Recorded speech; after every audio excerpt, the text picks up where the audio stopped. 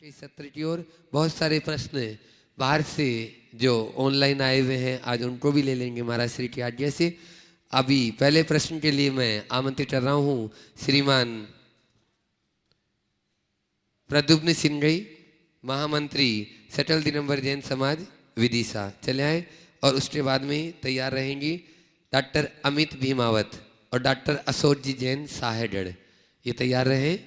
और श्री प्रद्युम्न जी सिंगई चले आ रहे हैं।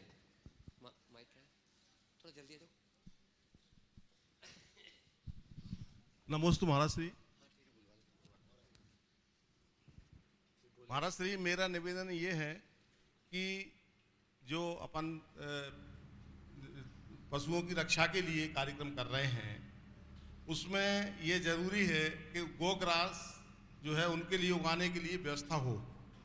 और उसके लिए महाराज जी मैं ये अनुमति चाहता हूँ कि जितने भी जेंट्स हिंदुस्तान में हैं वो सभी लोग, उनके पास जितनी ज़मीन है उसमें से 2% 3% ज़मीन जो है गोग्रास उगाने के लिए आरक्षित करें।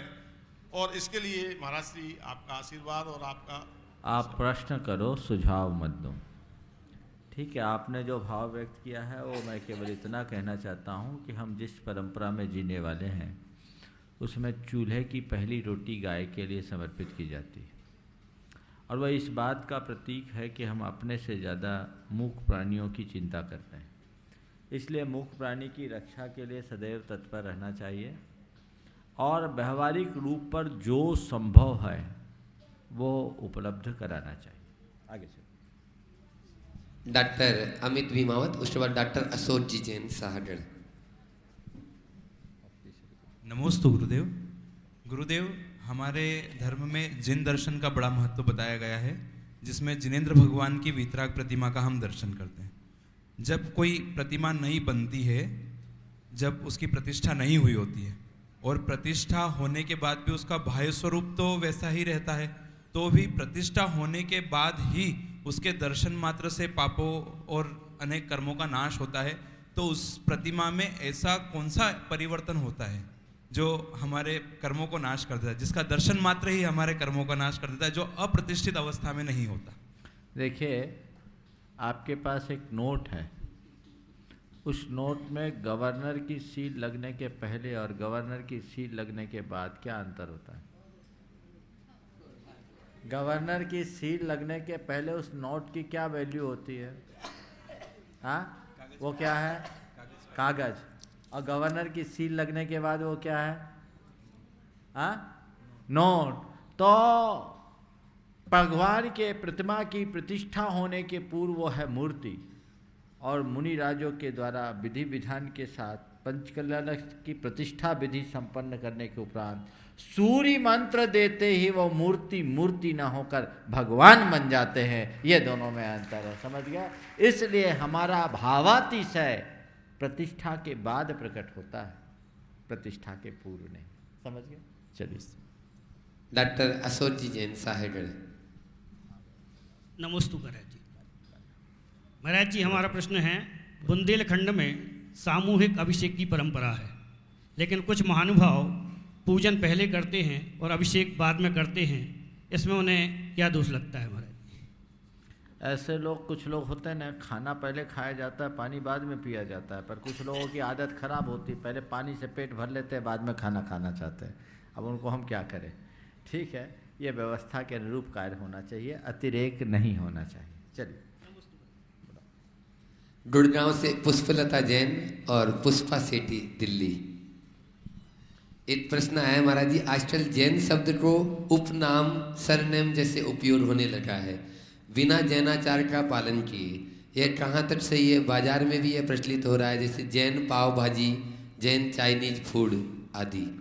अब वो हर चीज़ का आज का युग है ब्रांड बनाने का। जैन एक ब्रांड बन गया, इसलिए जैन बनाते हैं। और इसका एक फ़ायदा है, अगर जैन पाव भाजी है तो इसका तात्पर्य यह है कि जैन पाव भाजी है, इसमें कुछ भी ऐसी चीज़ नहीं है जो जैन धर्म के विरुद्ध हो, इसमें आलू प्याज लहसुन वगैरह नहीं हो, शायद इसलिए करते हैं। मैं चंपापुर से पावापुर की ओर बिहार कर रहा था, रास्ते में एक स्थान पर जैन भोजनालय का काफ़ी लंबा चौड़ा एडवर्टाइजमेंट देखा मीलों। हमको देख के आश्चर्य हुआ। सब जगह जैन भोजनालय आगे है, आगे आगे। नज़दीक पहुंचा, देखा एक छोटा सा ढाबा ही था, लेकिन जैन भोजनालय इतना महिमा मंडन क्यों? मैंने पूछा तो बोला महाराज ये इस ट्रैक पर जैन यात्री रोज जाते हैं और उनका टाइमिंग यही लगभग होता है कि खाने का टाइम होता है। ये जैन है। हमने पूछा है जैन है? बोला जैन नहीं है, लेकिन इसके भोजन में जो बनता है वो सब जैनों के अनुकूल बनता है, इसलिए उसने अपना नाम दे दिया जैन भोजनालय। तो समझ गए, ब्रांड बन गया। इसमें कोई हर्ज नहीं है, जैन धर्म की प्रभावना में ये सहायक है, हाँ। लेकिन तब बहुत शर्मिंदगी का अनुभव करना पड़ता है जब नाम तो जैन का हो और काम गंदा हो। तो जो भी जैन शब्द का प्रयोग करे वो जैन धर्म की गुडविल को खंडित ना होने दें, जैन धर्म की गुडविल को मेंटेन करके चले। ऐसा कोई कार्य न करे जो जैनत्व को कलंकित करता हो। अगर ऐसा करते हैं तो कोई हानि नहीं। चलिए आगे। पुष्पा सेठी, दिल्ली। नमोस्तु महाराज जी। महाराज जी, सभी कहते हैं कि बुरा मत सोचो, बुरा मत देखो और बुरा मत सुनो। सिर्फ जैन धर्म ही ऐसा कहता है कि बुरा मत, सभी कहते हैं बुरा मत बोलो, बुरा मत सुनो और बुरा मत कहो। सिर्फ जैन धर्म ही कहता है कि बुरा मत सोचो। तो इस सोच पे थोड़ा सा प्रकाश डालिए। बस इसको आपने विस्तार जो से कहा बताइए। है, बुरा मत सोचो कहने में ही सब आ जाता है, क्योंकि हमारी सारी प्रवृत्ति हमारे सोच पर निर्भर करती है। अच्छी सोच अच्छी प्रवृत्ति की जन्मदात्री रही। हमारा देखना, सुनना और बोलना ये एक प्रकार की प्रकट प्रवृत्तियां हैं। इन प्रवृत्तियों की संप्रेरक यदि कोई है तो वो हमारे अंदर की सोच है। तो अगर सोच गलत होगी तो हमारी प्रवृत्तियां निश्चित रूप से गलत होगी, और सोच अच्छी होगी तो हमारी प्रवृत्ति अच्छी होगी। इसलिए जैन धर्म कहता है मूल को संभालो। अगर आपने मूल को पकड़ लिया तो बाकी सब चीज़ें अपने आप शुद्ध हो जाएगी। तो जैन साधना पूरी तरह सोच को बदलने की बात करती है, भावना को विशुद्ध बनाने की बात करती है, चित्त की धारा को निर्मल बनाने की बात करती है। यदि वो निर्मल हो गई तो जिसका उत्स मूल स्रोत अगर परिवर्तित हो गया तो नीचे तो सब अपने आप परिवर्तित हो ही जाना है। इसलिए बाहर की प्रवृत्ति को बदलने की जगह उस प्रवृत्ति की जन्मदात्री वृत्ति जो हमारी चिंतन की धारा से उत्पन्न होती है उसे ठीक करना चाहिए। आगे। पुष्पलता जैन, गुड़गांव। उसके बाद चंद्रकला जी पाटनी, रांची। तैयार रहे। नमोस्तु गुरुवर, नमोस्तु गुरुवर, नमोस्तु गुरुवर। गुरुवर, मेरा एक प्रश्न है कि एक बार शुक्ल पक्ष में यहाँ पर हमने 16 दिन का शांति विधान किया, और जिस दिन हमें जाना था, जाते समय हम भगवान पार्श्वनाथ के दर्शन के लिए जब गए, उनकी ओर खड़े खड़े लगातार मैं एक टक देखती रही, और देखते देखते इतने आंसू मेरे बहे और इस प्रकार का एहसास हुआ जैसे अपनों से बिछुड़ते समय। बहुत लगातार काफ़ी देर रोती रही मैं। तो मैं जानना चाहती हूँ कि ऐसा क्यों हुआ और इससे हमें कौन सी कर्म का बंध हुआ। बहुत अच्छा हुआ। भक्ति का ये अतिरेक है। सच्ची भक्ति यही होती है। आचार्य पूज्यपाद ने भगवान की भक्ति करते करते कहा कि भगवान की भक्ति कैसे करें। बानीम गदगद यन बपुः पुलकयन नेत्रद्वयम श्रावयन मूर्धानम नमयन करो मुकलियन चेतोपि निर्वापयन। वाणी गदगद, बपु पुलकयन शरीर पुलकित हो जाए, करो मुकलियन कर को मुकलित कर लो, और नेत्रद्वयन श्रावयन दोनों आंखों में आंसू की धार बहते हुए, मूर्धानम नमयन सिर को झुकाते हुए, और चेतोपि निर्वापयन अपने चित्त को भगवान के चरणों में चढ़ाते हुए भगवान की भक्ति करो। लेकिन इससे कौन सी कर्म का बंध? इससे कर्म बंधा नहीं, कटा है। कटा है। हाँ, इससे आपके भीतर के सारे निधत्ती निकाचित चले गए, ऐसा समझना। चलो विशुद्धि की। आपको भी पूछना है?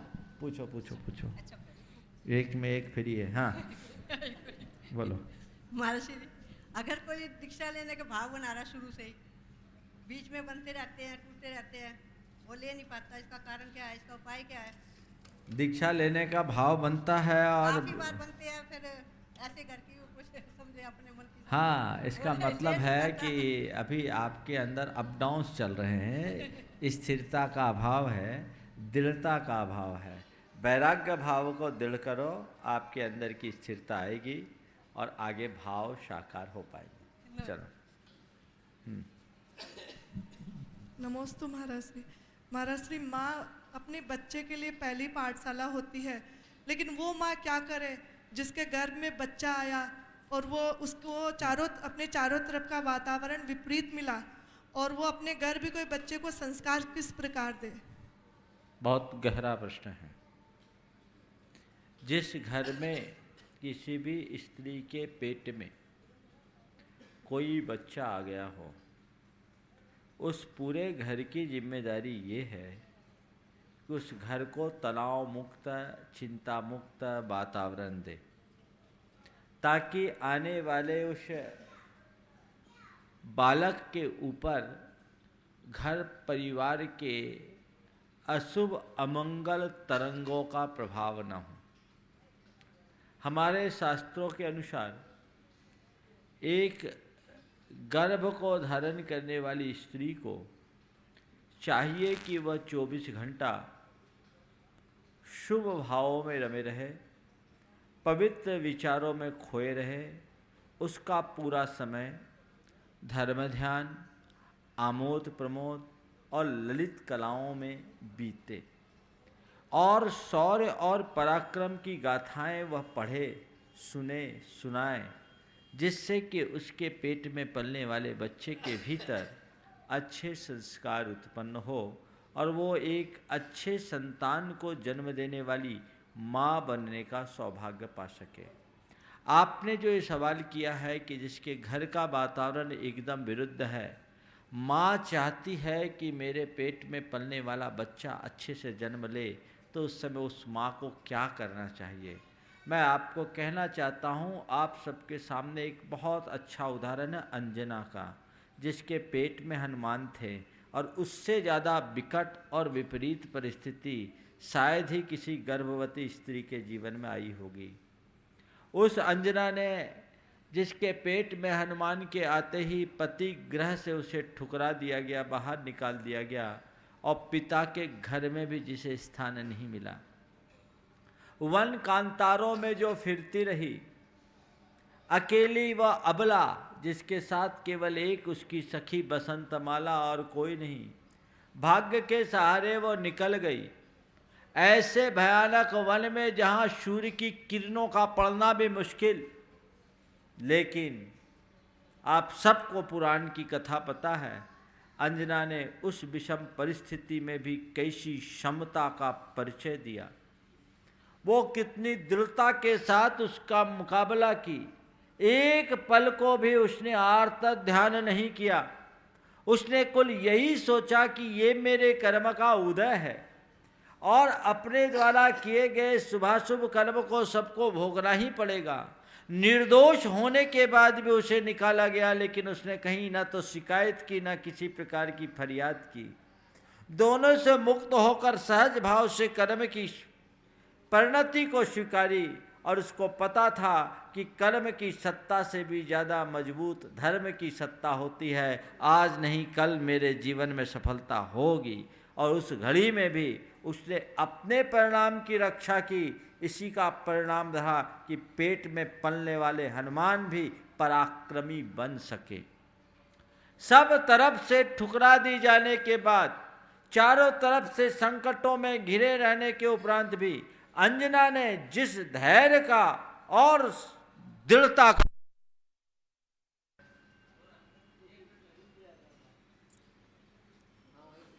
मान थे, और उस घड़ी में, इतनी विकट घड़ी में उसने बहुत साहस, पराक्रम और वीरता का परिचय दिया। इसका ही परिणाम था कि हनुमान इतने पराक्रमी निकले। वे पराक्रमी निकले। उनने जो साहस और पराक्रम का परिचय अपने जीवन में दिया वो अद्भुत है। तो एक वीर माँ ही वीर संतान को जन्म दे सकती। तो अंजना के अंदर यह जो दृढ़ता थी, जो साहस था, उसका ही परिणाम था कि हनुमान जैसे संतान को जन्म देने का उसने सौभाग्य पाया। तो जैसा आपने पूछा है कि जिस स्त्री के चारों तरफ विपरीत वातावरण हो, वो अपनी संतान को अच्छे संस्कार कैसे दे। उदाहरण है कि वह स्त्री तत्व ज्ञान का आश्रय ले और उस विपरीत वातावरण से अपने आप को अप्रभावित रखने का प्रयास करे। उसकी आखिरी क्षण की कोशिश ऐसी हो कि वह उस वातावरण से उस वातावरण का अपने ऊपर और अपनी संतान के ऊपर कोई विपरीत असर न पड़ने दे। और अगर ऐसी क्षमता वो लाएगी तो उसकी संतान कांटे के मध्य खिले फूल की तरह जन्म लेगा, जो सारे संसार को अपने सौंदर्य और सुवास से आनंदित करेगा। इतना ही कह करके ये प्रश्न पूरा कर रहा हूँ। आगे हम लोग बुलाओ। अनुज जैन चटनी और अनुराग जैन चटनी। आ जाओ जल्दी।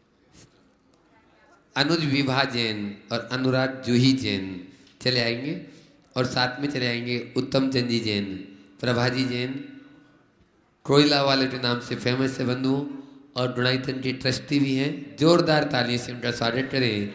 और मैं अनुरोध करूंगा समिति के पदाधिकारियों से कि उनको स्मृति चिन्ह देते उनका स्वागत अभिनंदन करेंगे। तब तक प्रश्न की यह बेला में अपना प्रश्न भी रख रहे हैं परिवार के साथ में। नमोस्तु महाराज। महाराज श्री जो आरती में लाइन आती है कि छठी 11 प्रतिमाधारी, तो हमें आरती में वो करना चाहिए या नहीं करना चाहिए? पंच परमेष्ठी की आरती में 11 प्रतिमाधारी का कोई स्थान नहीं है, इसलिए वो छठी 11 प्रतिमाधारी ये जिस ध्यानत राय जी ने इसकी रचना की है तुकबंदी में जोड़ दी है, जिसका पंच परमेष्ठी की आरती में कोई स्थान नहीं है। हमें 5वीं आरती तक ही बोलना चाहिए। हाँ देव। नमस्ते महाराज। महाराज जी, मंदिरों में दान देना अच्छा है कि स्कूल और हॉस्पिटल में दान देना अच्छा है? बहुत अच्छा। तुम्हारे जैसे युवाओं के मन में ये प्रश्न उठता रहता है, दान कहाँ दे। सबसे पहली बात तो दान देना अच्छा है, ये अपने दिमाग में बैठा लो। और मैं समझता हूँ तुम्हारे अंदर बैठा ही होगा, क्योंकि तुम एक ऐसे परिवार से जुड़े हुए हो जिस परिवार में दानशीलता की बहुत अच्छी परंपरा है और समाज के लिए एक अच्छी प्रेरणा भी है। दान देने का भाव रखना ही चाहिए, जहाँ जब जैसी आवश्यकता वहाँ दान दें। लेकिन सवाल है कि दान कहाँ दें, मंदिर आदि में या स्कूल आदि में। 2 तरह के कार्य हैं, एक परमार्थ का कार्य होता है और एक जन कल्याण का कार्य होता है। हम मंदिर आदि में जो दान देते हैं वो पारमार्थिक दान है, और स्कूल, अस्पताल और अन्य इस प्रकार के निमित्तों में जो दान देते हैं वो जन कल्याण का लौकिक दान है। लौकिक दान का प्रभाव केवल इहलोक तक सीमित है, जबकि पारमार्थिक दान का प्रभाव भवांतरों तक होता है। कैसे? दान देते हैं हम स्वपर के उपकार के लिए। यदि किसी व्यक्ति के आपने शिक्षा दिलाकर योग्य बना दिया तो उस व्यक्ति के एक जीवन की जीविका का इंतजाम हो गया। किसी व्यक्ति को आपने मेडिकल एड दे दिया तो उसकी बची हुई जिंदगी को आपने बचा ली। किसी भूखे व्यक्ति की रोटी पानी की व्यवस्था कर दी तो आपने उसके ऊपर उपकार किया कि उसके उतने दिन की भूख दूर हो गई। तो ये केवल इहलोक तक का उपकार है। पर यदि आपके किसी निमित्त से किसी जीव को सम्यक दर्शन की प्राप्ति हो गई तो उसके ऊपर कितना बड़ा उपकार हुआ। भवांतरों का उद्धार हो गया, उसके अनंत जन्मों के दुख का विनाश हो गया। तो उपकार किस में बड़ा है? परमार्थ में। इसलिए पारमार्थिक दान को पारमार्थिक उत्साह के साथ करो, लौकिक दान को अपना सामाजिक कर्तव्य जान करके करो। जहाँ जैसी आवश्यकता है वैसा करो, पर धर्म की स्थायी प्रभावना, तीर्थ का प्रवर्तन पारमार्थिक दान के बिना नहीं होगा। इस बात को कभी विस्मृत ना करो। मैं चाहूँगा जैसे महाराज जी, जैसे लूले लंगड़े रहते हैं उनको दान देना चाहिए ना, और जो नहीं करुणा दान के भाव से दान दे सकते हैं।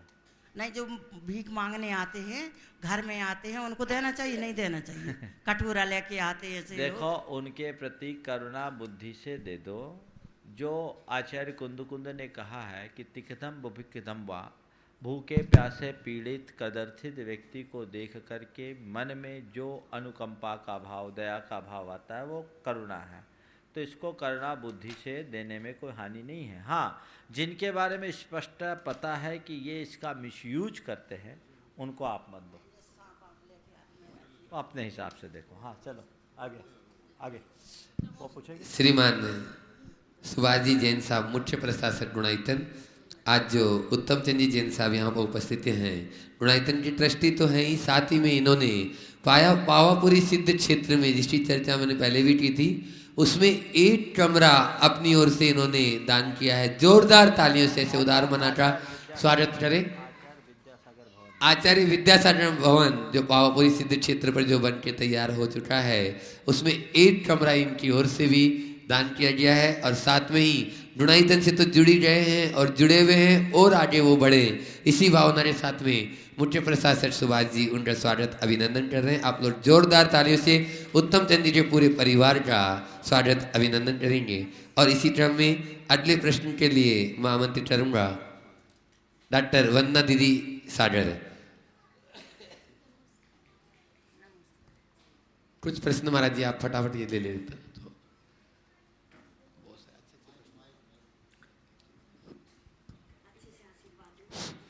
नमोस्तु महाराज जी।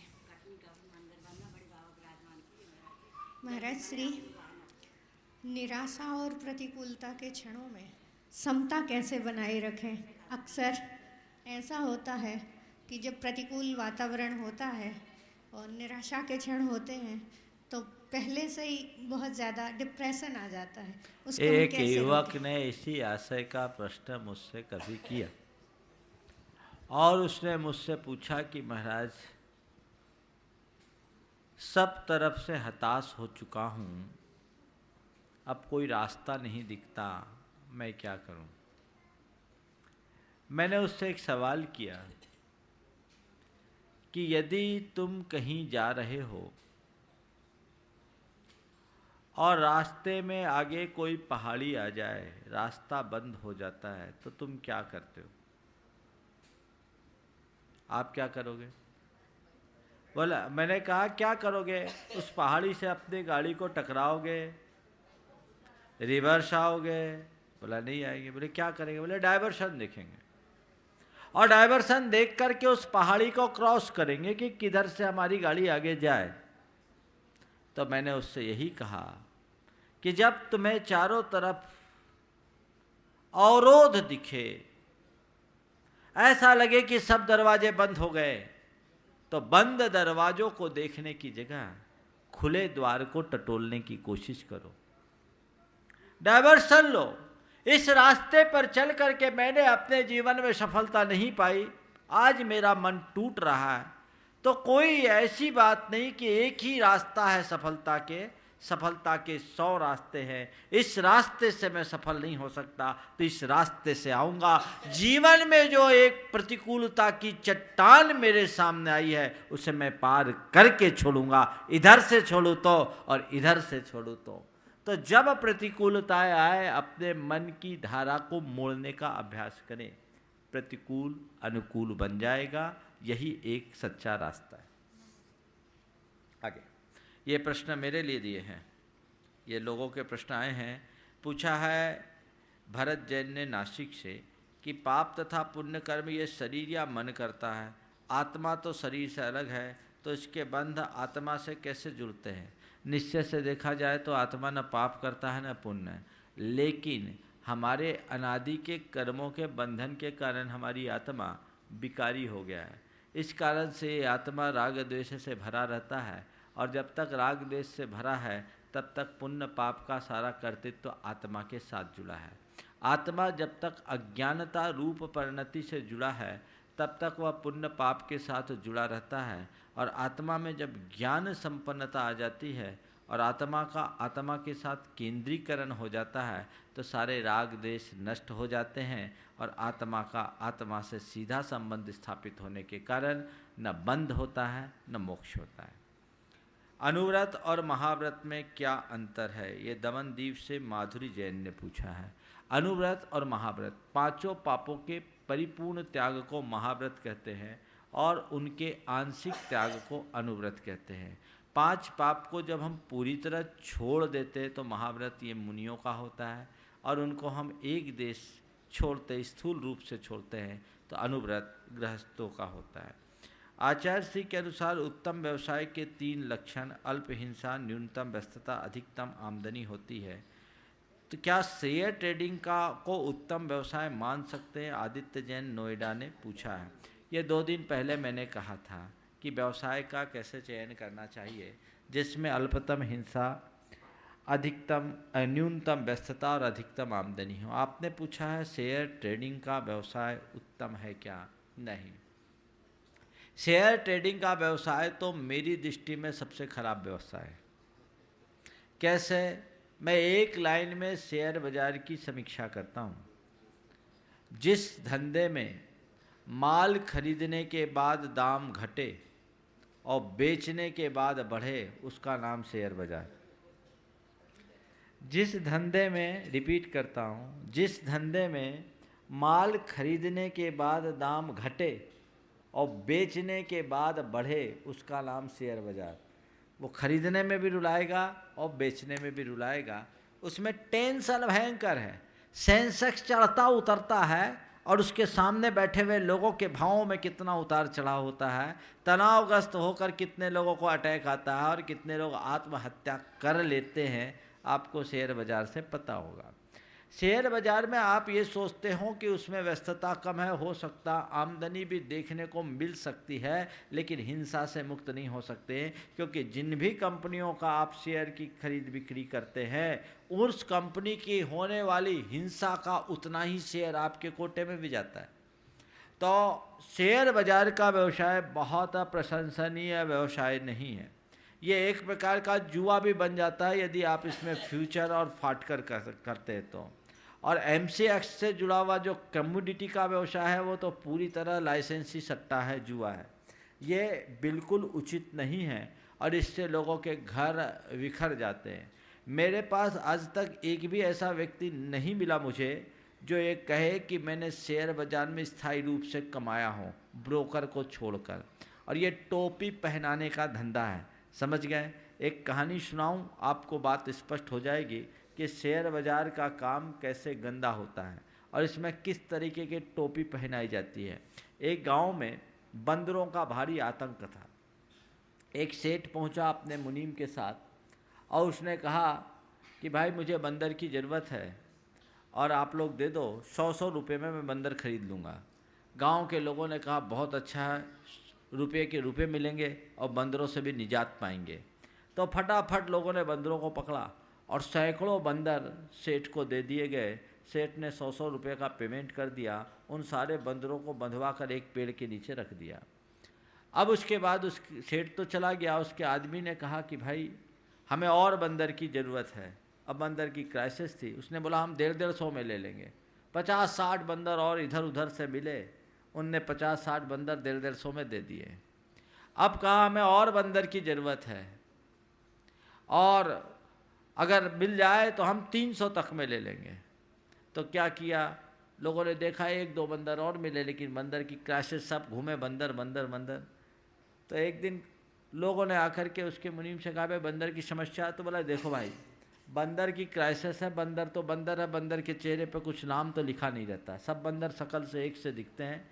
देखो ये हमारे पास 500 बंदर हैं, तुम लोग ऐसा करो हमसे ये बंदर सब लोग तुम लोग 250 में ले लो और 300 में सेठ को बेच देना, हम तो इसको मैनेज कर लेंगे, दूसरे गांव में जाएंगे बंदर मिल जाएगा। लोगों को प्रस्ताव बहुत अच्छा लगा और उनने फटाफट 250 में उसके बंदर खरीद लिए।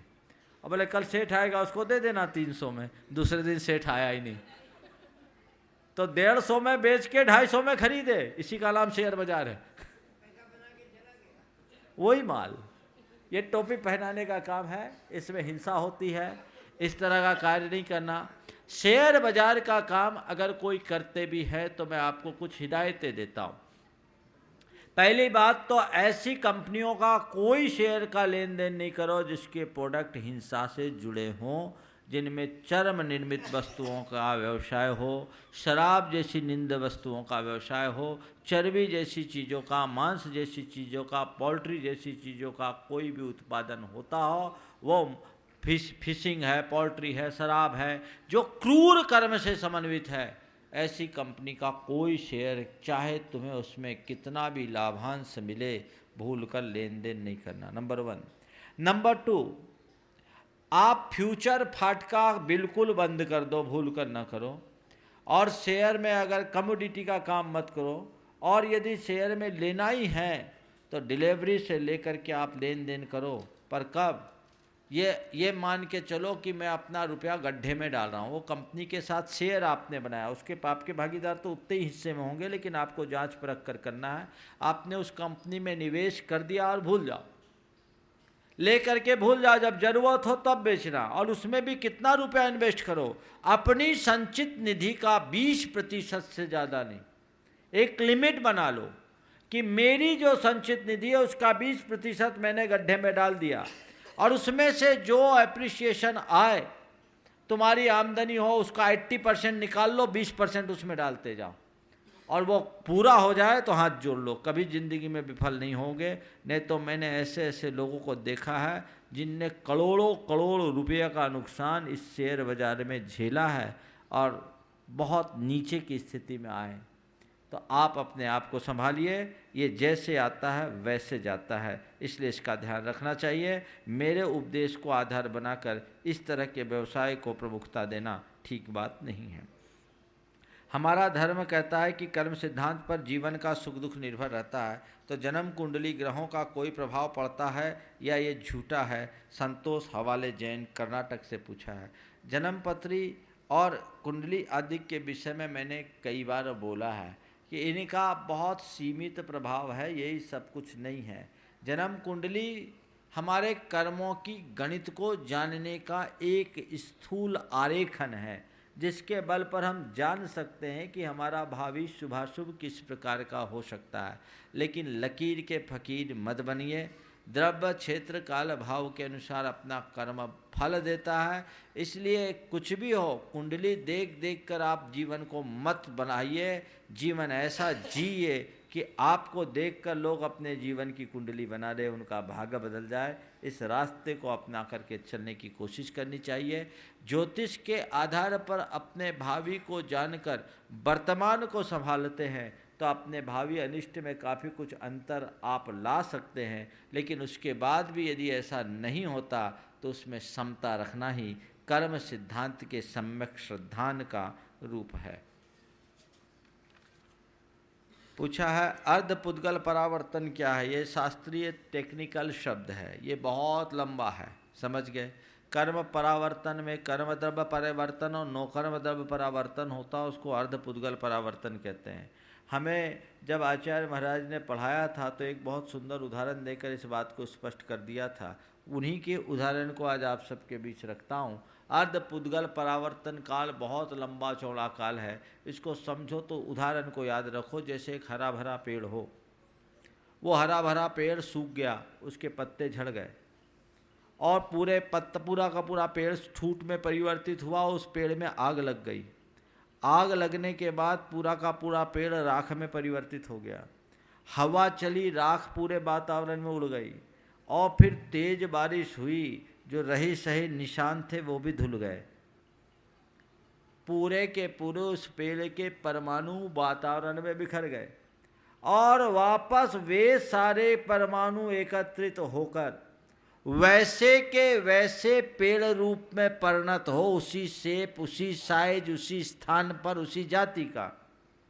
इसमें जो काल लगे उसका नाम अर्धपुद्गल परावर्तन काल समझना चाहिए। समझ गए? ये बहुत लंबा काल है, समझ गए? अनंत काल जैसा होता है। कोई उपवास कर रहा हो, उसे व्याकुलता हो, उसे भूख लगे, उससे उसे पाप लगता है कि नहीं? अगर ऐसा है तो क्या करे? यशी जैन ने दिल्ली से पूछा है। देखिए, उपवास कर रहा है, व्याकुलता होना शरीर का स्वभाव है, भूख लगना शरीर का स्वभाव है। उपवास लगने पर, व्याकुलता और भूख लगने पर दोष नहीं है, बल्कि उस व्याकुलता और भूख के लगने के बाद भी खाने की इच्छा नहीं रहने से कर्म की निर्जराई होती है। अगर व्याकुलता है, भूख है, उसको आप जीत रहे हैं तो कर्म की निर्जरा कर रहे हैं। लेकिन उस व्याकुलता और भूख में खाने की इच्छा आप पैदा कर रहे हैं या खा रहे हैं तो ये आपका दोष है। तो महाराज भूख लग गई, इच्छा हो गई तो खा ले, क्योंकि दोष तो हो ही गया। तो आप अगर खा लेंगे तो ज़िंदगी में कभी उपवास नहीं कर पाओगे। अभ्यास ऐसे ही होता है। शुरुआत में अगर मन जाए भी तो मन की निंदा गढ़ा करके मन को ठीक करो कि मैं गलत ट्रैक पर चला गया, अब इसको ऐसा नहीं करना है, तो धीरे धीरे आपकी शक्ति की वृद्धि होगी और आप आगे बढ़ जाएंगे। और जो आपने पूछा है अगर ऐसा है तो क्या करें, तो बस अपनी विशुद्धि को बढ़ाओ, अपनी निंदा गढ़ा करो, अपने संकल्प की पुनरावृत्ति करो और धीरे धीरे आगे बढ़ो। पहले उपवास में तकलीफ होगी, दूसरी बार कम और तीसरी बार पता ही नहीं लगेगा कि उपवास कर रहे या नहीं। डॉक्टर साहब बैठी, डायबिटीज की पेशेंट ही, इंसुलिन लेने वाली हो और उपवास करने लगी, उनको कोई फर्क ही नहीं पड़ रहा है, बड़े आनंद में। आज भी उपवास है ना, तो देखो उदाहरण है। हमें भगवान जी को चावल कितने बजे तक चढ़ाना चाहिए, समीक्षा पाटनी ने पूछा है। उजाला रहते तक चढ़ाना चाहिए, अंधकार होने के बाद नहीं। मेरी मम्मी कहती कि सूर्य चंद्रमा ज्योतिष काल देव है, पर विज्ञान बताता है कि व्यक्ति चंद्रमा पर पहुंच गया। ये बात कहाँ तक सच है? गगनजन ने जयपुर से पूछा। ये प्रश्न हमेशा के लिए अभी हम सबके सामने एक प्रश्न पर ही प्रश्न चिन्ह लगा हुआ है। वैज्ञानिक भी जिस सौर मंडल पर पहुंचने की बात करते हैं, चंद्रमा आदि की बात करते हैं, वो उन पर अभी मतैक्य नहीं है, इसलिए इस विषय में ज़्यादा कुछ कहने की अभी आवश्यकता में महसूस नहीं करता। नारियल के पानी में जीव पड़ते हैं या नहीं, वो तो कितना पुराना पानी होता है। नारियल का पानी नैसर्गिक होता है और वो अपने कवच के अंदर रहता है, तो एक समय तक वह नारियल का पानी ठीक रहता है। लेकिन ज़्यादा धूप गर्मी आदि पड़ जाए, उसका स्वाद विकृत हो जाए, तो समझ लेना वो पीने लायक नहीं है। जब तक उसका स्वाद सलामत है तभी तक आप उसका प्रयोग करें, उसके बाद नहीं। जीवन में जो सुख दुख आते हैं वो किस कारण आते हैं? पूर्व जन्म के कर्म के कारण। क्या करें? सानिध्य जैन ने दिल्ली से पूछा है। जो भी जीवन में सुख दुख आते हैं निश्चित उसमें अंतरंग कारण कर्म है, पर और एक दूसरा कारण हमारे भीतर का अज्ञान। कर्म हमारे जीवन में अनुकूल प्रतिकूल परिस्थितियों को निर्मित करते हैं, पर सुखी और दुखी हमारा मन होता है। यदि हमारा मन जागृत है तो जैसा अभी मैंने अंजना सती का उदाहरण दिया था, उसके जीवन में दुख बहुत आए पर वो दुखी नहीं हुई। किसके बल पर? पुराने कर्म के फल को, कर्म का फल स्वीकार कर उनने उसे स्वीकार कर लिया, तो दुख आए पर दुखी नहीं हुई। तो कर्म दुख देते हैं और हमारे मन का अज्ञान हमें दुखी कराता है। तो कर्म दुख दे तो दुख देने के बाद कर्म दुख दे तो हम अपने मन को दुखी होने से बचाएं, तो हमारा जीवन धन्य हो सकेगा। इस तरह से अपने आप को आगे बढ़ाने की कोशिश करनी चाहिए। कर्म के उदय को हम रोक नहीं सकते, लेकिन कर्मोदय में अपने परिणामों को बदल सकते हैं। एक बहन जी ने पूछा, अंजलि पलोदा बांसवाड़ा राजस्थान से, कि मैं एक शिक्षिका हूँ, मेरे छात्रों के गलत कार्य की वजह से मुझे क्या पाप लगता है? अगर आप छात्रों को गलत कार्य करने के लिए प्रेरित करती हैं या उसकी अनुमोदना करती हैं, तो आपको उसके पाप का भागीदार होना होगा। और छात्र अपने कारण से गलत कार्य करते हैं तो आप उसके भागीदार नहीं हों, उसको उस तरीके से देखना चाहिए। फिर पूछा है, आजकल बच्चे अपने माता पिता को केवल ज़रूरत पूरा करने का साधन ही क्यों मानते हैं, माता पिता क्यों नहीं? यही तो युग की विडंबना है। मतलब पढ़ने पर गधे को बाप, और मतलब निकल जाने के बाद बाप को भी गधा बनाने में लोग नहीं चूकते हैं। ये भूल जाते हैं कि आज हम अपने माँ बाप के साथ ऐसा व्यवहार कर रहे हैं, आने वाले दिनों में मेरे बच्चे मेरे साथ कैसा व्यवहार करेंगे, समझने की बात है। माँ की मृत्यु हो गई, बेटे ने अपने पिता को वृद्धाश्रम में भेजने का ठान लिया। पत्नी के कहने से जब बेटे ने अपने पिता को वृद्धाश्रम पहुंचाने के लिए गया और वृद्धाश्रम पहुंचाने लगा, तो बेटे ने पिता से कहा कि पिताजी आप और कुछ कहना चाहेंगे? तो पिता ने केवल इतना ही कहा कि बेटे अभी मैं केवल इतना ही सोच रहा हूँ कि आज से 30 बरस पहले यदि मैंने तुझे अनाथाश्रम पहुँचा दिया होता तो आज मुझे वृद्धाश्रम में नहीं आना होता। आज से 30 साल पहले मैंने तुझे अनाथाश्रम में पहुंचा दिया होता तो आज मुझे वृद्धाश्रम में नहीं आना होता। हर संतान को ये सोचने की ज़रूरत है कि तुम्हारे माँ बाप ने कितनी मुश्किलों और परेशानियों का सामना करते हुए तुम्हारी परवरिश की है। उनके उन ऋणों से उऋण होने का रास्ता क्या है? कुछ भी हो जाए आखिरी क्षण तक उन्हें निभाना चाहिए। इसी में जीवन का सार है। बाकी प्रश्नों के लिए आज समय हो गया और 6 मिनट और पूछा है, हमारी संयम के मार्ग पर बढ़ने की इच्छा है, उसके लिए हम पुरुषार्थ भी कर रहे हैं। घर वाले उसके लिए आज्ञा क्यों नहीं देते, जबकि बाकी बातों के लिए वो जल्दी से हाँ बोल देते हैं? तो वे संयम के मार्ग पर बढ़ने के लिए क्यों जल्दी नहीं बोलते हैं? इसीलिए कि वो घर वाले हैं। घर वाले कभी भी संयम के रास्ते पर चलने के लिए अपनी सम्मति नहीं देते।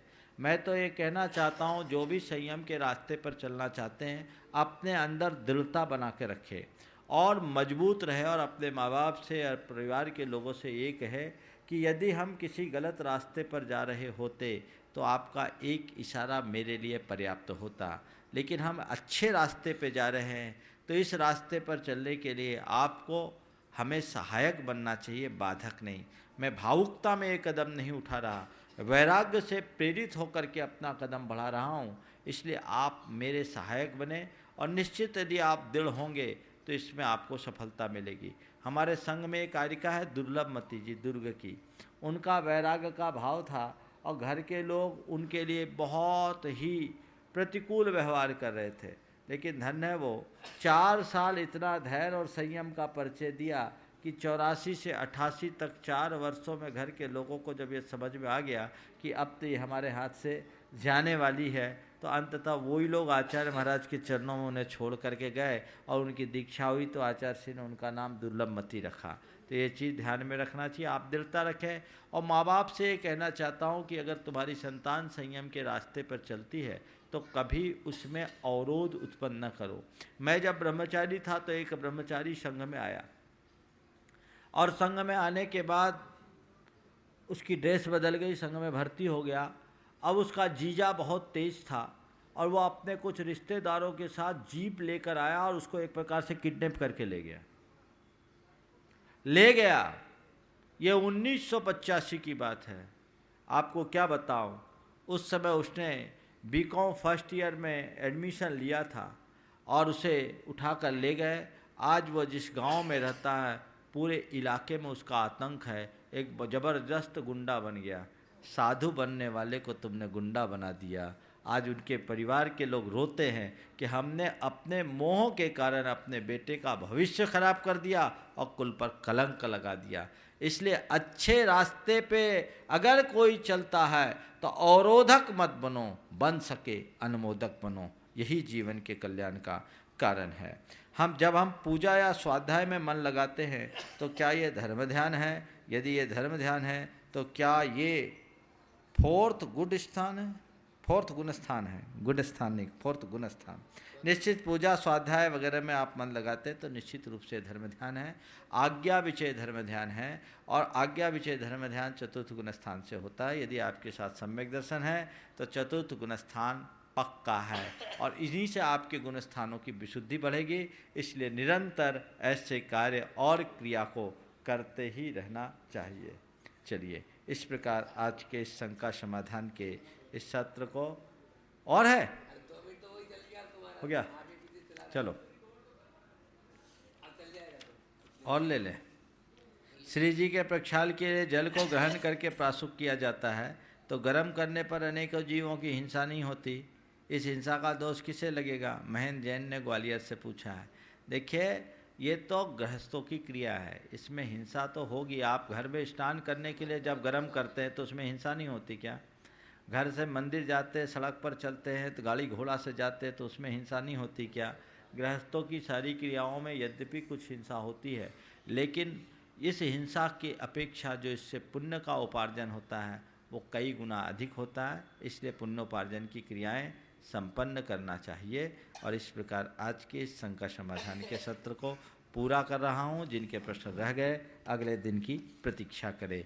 सभी को आशीर्वाद के साथ विराम। बोलिए परम पूज्य आचार्य गुरुवर श्री विद्यासागर जी महाराज।